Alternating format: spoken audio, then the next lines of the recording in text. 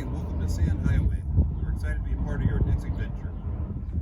So here we're going to do a walk around today of a Can-AM Maverick X3. This one particularly is a Turbo R, so it's 172 horsepower. We have a mixture of units that vary from 120 to 172 horsepower. Great rigs, a lot of fun, can be a lot of fun, but can also be very dangerous and be very expensive as well. Our 4-seat machine, which this is about $40,000 after the accessories have been added to it. So if you do happen to wreck it during your rental, you will be paying for the damages, of course. But we don't want it to happen. Just be safe, have fun, and keep all four on the ground, and you'll have a good time. We're gonna walk around the vehicle a little bit. You're gonna see it's got a full glass windshield. You've got mirrors on the side, of course. Coming in the back here, we have a fire extinguisher for you. We have a spare tire rack. We have a whip mount right here. If you're going down to the dunes, you'll be required to have a whip on the machine. We always have a spare tire, and we have a spare belt underneath the rack. Those will be zip tied on there, so make sure you have something with you that you can cut the zip ties off. Oftentimes we zip tie the jack as well to keep it from making so much noise. You have a little bit of space back here to put a cooler or something like that if you need to. As far as safety features, like I said, we have the fire extinguisher, and we also have a jack here to lift the car if you need to change tires. Walking around the machine, as far as gas, a lot of ours are missing the gas door that goes on here, and we don't replace it because it falls off so easily. Speaking of gas, we do use 91 octane in all of our side-by-sides. Don't put anything less in there. We will know when you bring it back because it will not run as it should.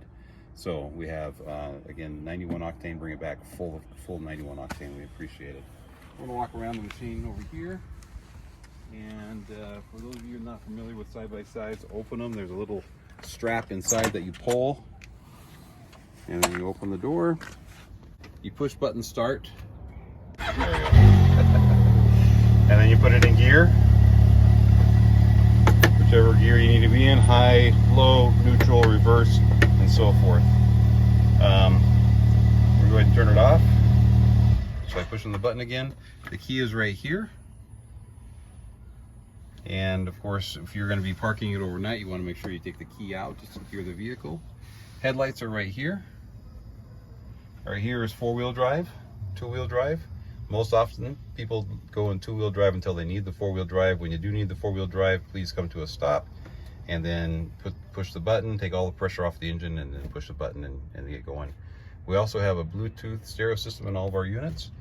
This one has got 4 speakers all the way around, a subwoofer underneath the seat, and in the glove box, we have all the tools that you would need to change a tire or change a belt. If you're in the dunes, it's about the only time you're going to really need to change a belt. It's usually here locally around the Arizona Phoenix area. You're going to just you probably won't need to change a belt. If you do need to change a belt, my recommendation is just to watch a YouTube video on how to do that. It's really pretty simple if you just follow their steps. What we also have in there is registration, your insurance, and owner's manual, a plug kit, and a compressor to change the air in your tires as well.